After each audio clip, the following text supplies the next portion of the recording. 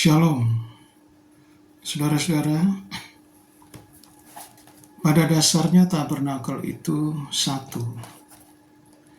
Tidak ada tabernakel Musa, tidak ada tabernakel Daud, tidak ada tabernakel perjanjian baru.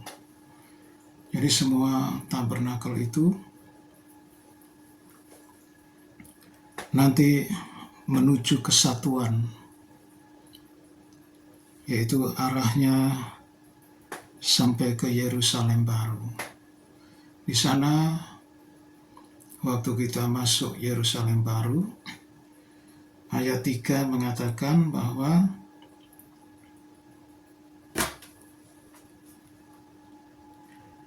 lihatlah kemah Allah ada di tengah-tengah manusia. Tabernakel Allah ada di tengah-tengah manusia. Tetapi ayat 22, dan aku tidak melihat bait suci di dalamnya, sebab Allah Tuhan yang Maha Kuasa adalah bait sucinya. Demikian juga anak domba itu. Kita nanti menuju ke sana, dan kalau sudah Yerusalem baru ini, maka sudah tidak ada tabernakel. Jadi tabernakel itu diberikan oleh Tuhan selagi manusia ada di dalam dunia. Sekarang kita akan membahas Kisah Rasul pasal 2 ayat 36. Itulah pintu gerbang. Kisah Rasul pasal 2 ayat 36.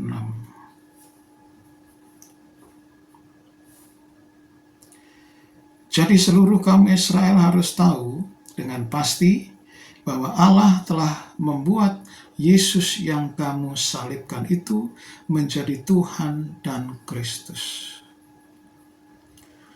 Jadi di sini Tuhan Yesus ditampilkan sebagai Tuhan dan Kristus. Sedangkan untuk mengerti bahwa Tuhan Yesus itu adalah Tuhan dan Kristus, buku panduannya yaitu 4 Injil. Di sana kita mengetahui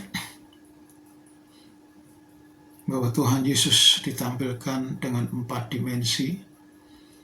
Injil Matius sebagai Raja, Injil Markus sebagai hamba, Injil Lukas Yesus sebagai manusia, Injil Yohanes adalah Yesus sebagai anak Allah.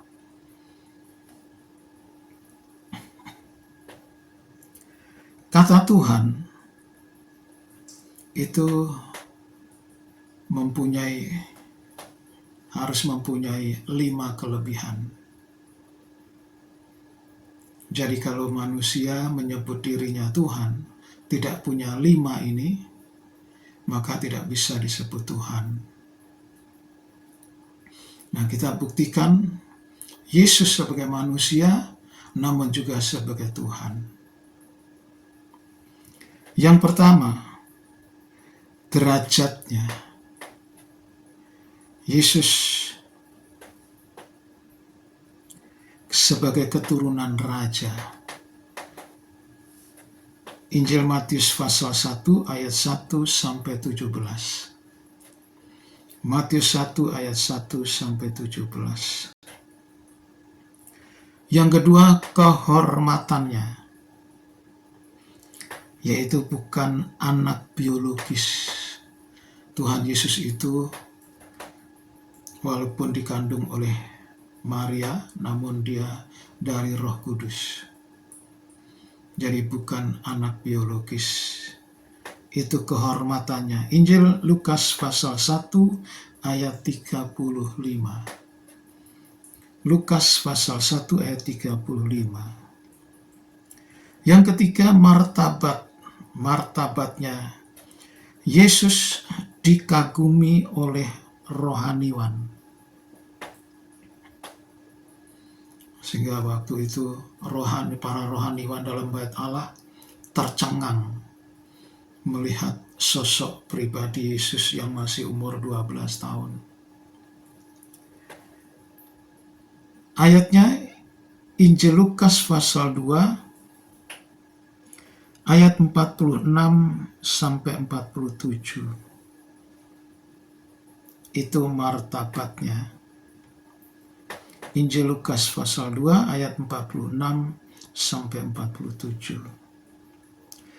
Keagungannya, Yesus lebih tinggi dari Yohanes Pembaptis. Keagungannya, Yesus lebih tinggi dari Yohanes Pembaptis. Yohanes Pembaptis itu dia memiliki standar yang lebih dari manusia biasa, sedangkan Yesus melebihi Yohanes Pembaptis. Injil Lukas pasal 3 ayat 16. Injil Lukas pasal 3 ayat 16.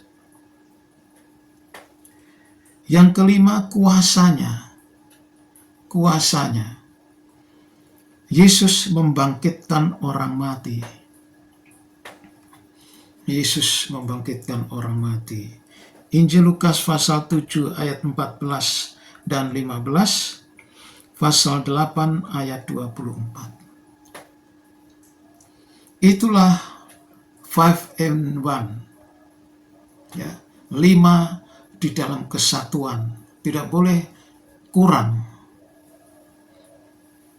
tetapi itu harus pas. Itu sebabnya Yesus disebut Tuhan, karena memiliki 5 keunggulan ini. Jika di antara kita ada yang memiliki 5 keunggulan ini, tetapi saya yakin tidak ada. Sedangkan Kristus yang diurapi, yang diutus, disahkan. Injil Lukas pasal 3 ayat 21 dan 22, Injil Lukas pasal 9 ayat 34 sampai 36. Injil Lukas pasal 3 ayat 21 dan 22, Injil Lukas pasal 9 ayat 34 sampai 36. Itulah Kristus. Jadi di hadapan Tuhan Allah Bapa, bahwa manusianya Yesus itu sudah sah menjadi utusan Tuhan. Demikianlah firman Tuhan hari ini. Amin.